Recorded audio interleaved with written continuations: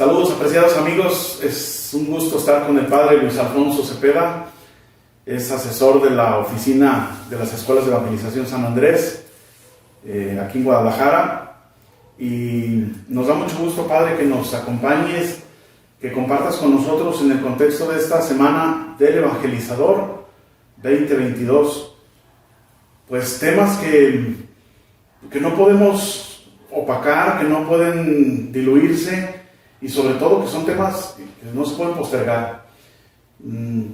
Se habla hoy en día de nuevos modelos de familia, sobre todo, no solamente en nuestro país, en el mundo en general.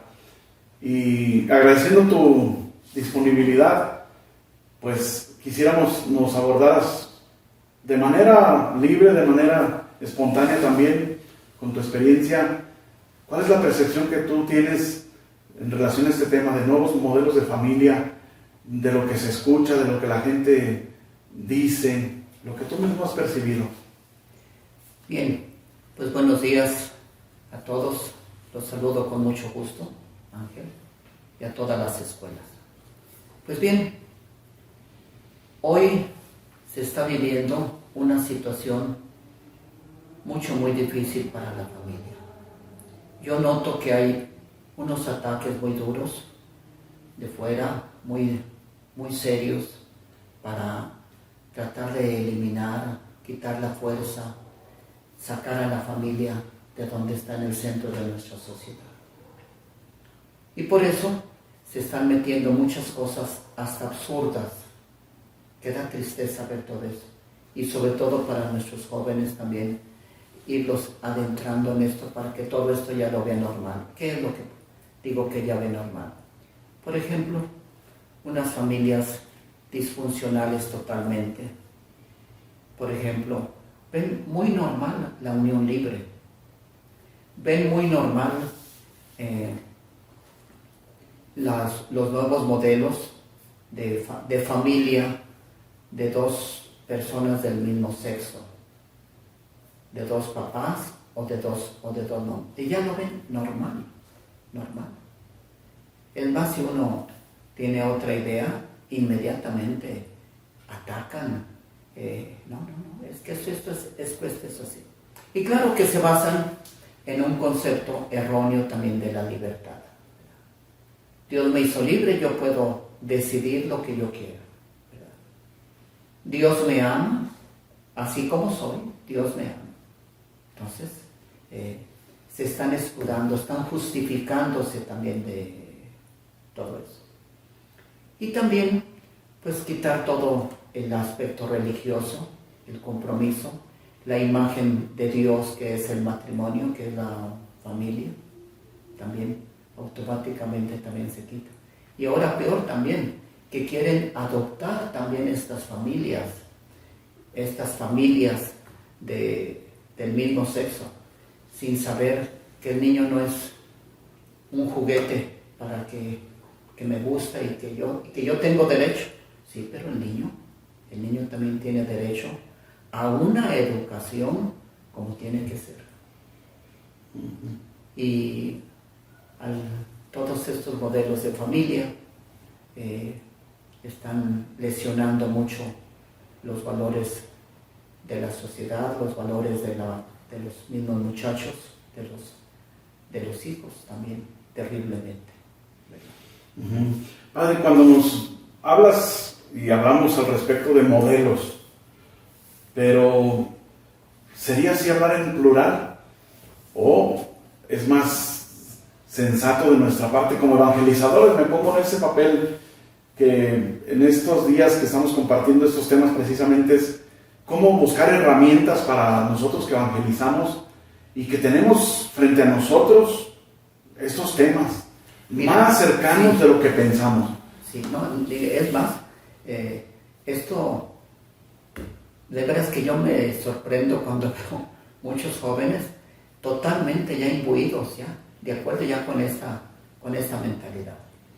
Pues mira, yo creo que nosotros como evangelizadores tenemos que dar la pauta clara de lo que nos dice la palabra, ¿verdad? y pensar que esto no se puede negociar. Que estas cosas, estas justificaciones que ellos dan, no son, pudiéramos decir, verdades, no, son opiniones de ellos. Y es más, son verdades a medias. Y para mí una verdad a media hace más daño que una mentira, porque te la tragas, porque te fijas nomás en la parte buena que tiene. Es cierto que Dios me quiere, que Dios me respete y todo, pero también Dios quiere que siga su proyecto. Dios no está de acuerdo en eso. Hay un ideal muy grande que nos lo propone la palabra de Dios. Por otro lado está la fragilidad humana, también que dañó el pecado y que nos hace pensar, adoptar. Pues ya están en el tiempo de Cristo, esto lo permitieron por la dureza de su corazón, ¿verdad? Pero al principio no fue así. Entonces, para mí, un evangelizador tiene que ser iluminado por la palabra de Dios. ¿Cuál es el proyecto de Dios? Y que Dios quiere que sigamos eso. No es que yo pienso así, no. Si Dios me respeta, Dios me hizo libre. Pero me hizo libre ¿para qué? Para que yo haga el bien, no para hacer el mal. Casi nadie sabe este concepto de libertad. No es una libertad absoluta, no. Es una libertad para que yo, no obligado, sino libremente, opte por esto. Qué interesante, Padre. Cuando Dios comenzó este proyecto, porque comienza en Dios, y por eso tendríamos que ser muy firmes, no en hablar de modelos, sino de modelo.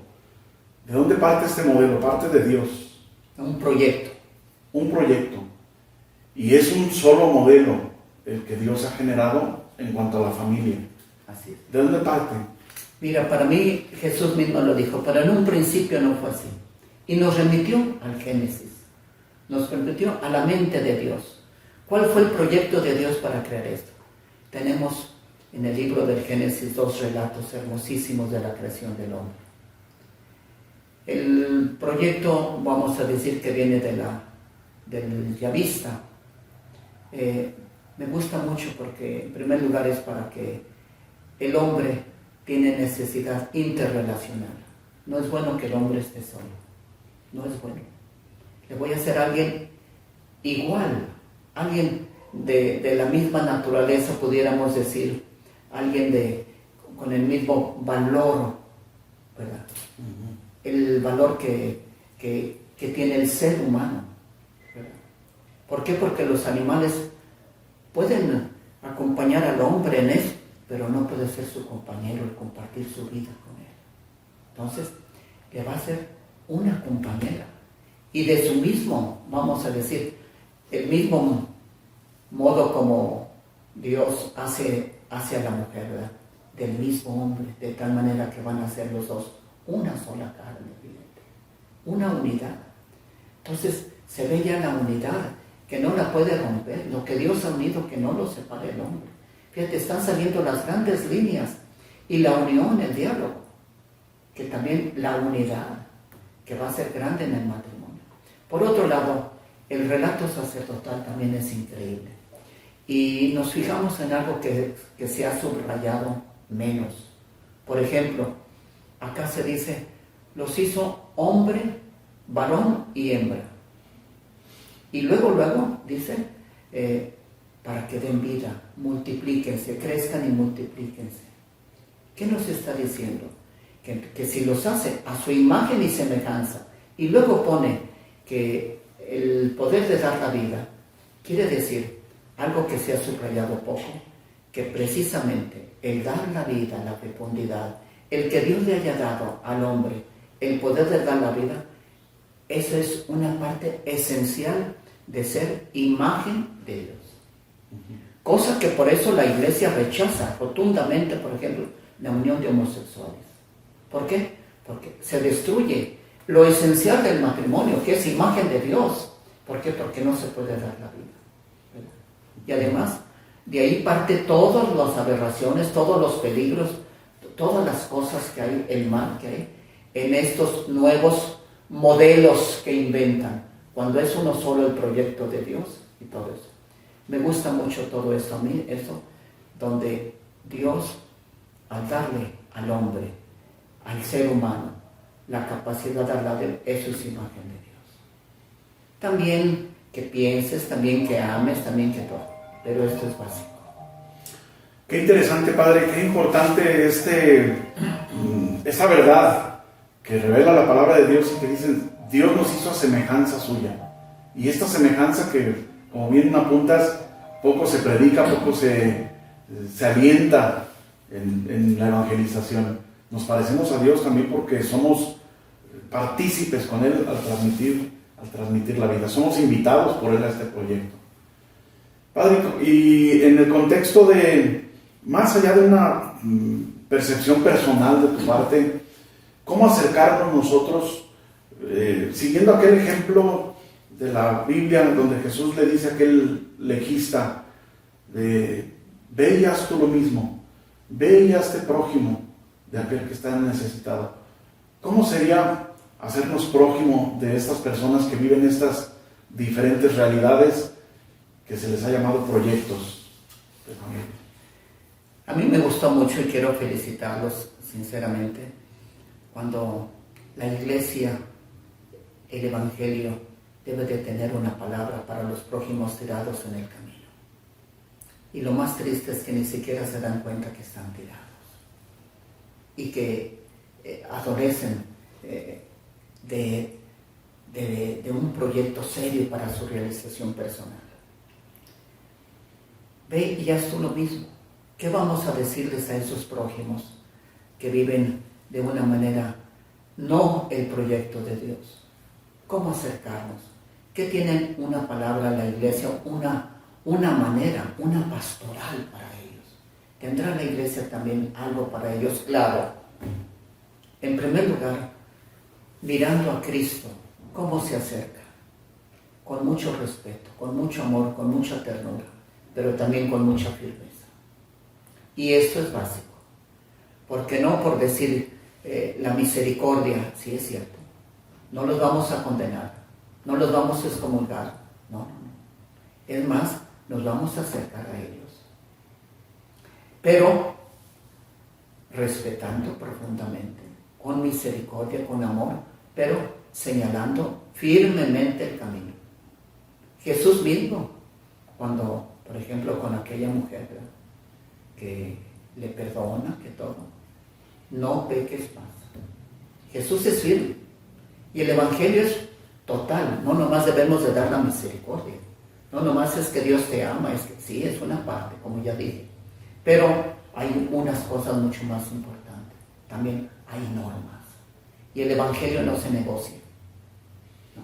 El evangelio se acepta, y más la postura de Cristo, por ejemplo con la adúltera también.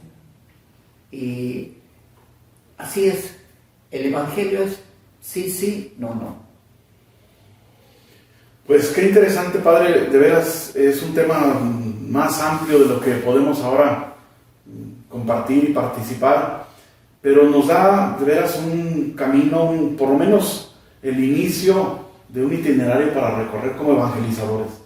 Que no se nos olvide que estamos llamados a compartir la buena nueva a toda la creación, y parte de esa creación sin duda son estas realidades que nos toca vivir en el aquí y el ahora. A mí una de las cosas que se me hacen muy bonitas en la pastoral de Cristo con los pecadores, pudiéramos decir, con la gente que no anda en sus proyectos, no solo de familia, sino de matrimonio, sino de todo, es la amistad que tuvo, cómo comía con ellos, cómo se los hizo amigos. Entonces yo pienso que ese es un acercamiento respetuoso hacia ellos, de amistad, de todo, pero marcando los límites. Porque muchas veces antiguamente, eres protestante, vives en Amaciato, vives en... Ya marcábamos ya un muro de separación terrible y hasta de acusación, de que los condenábamos, ¿no?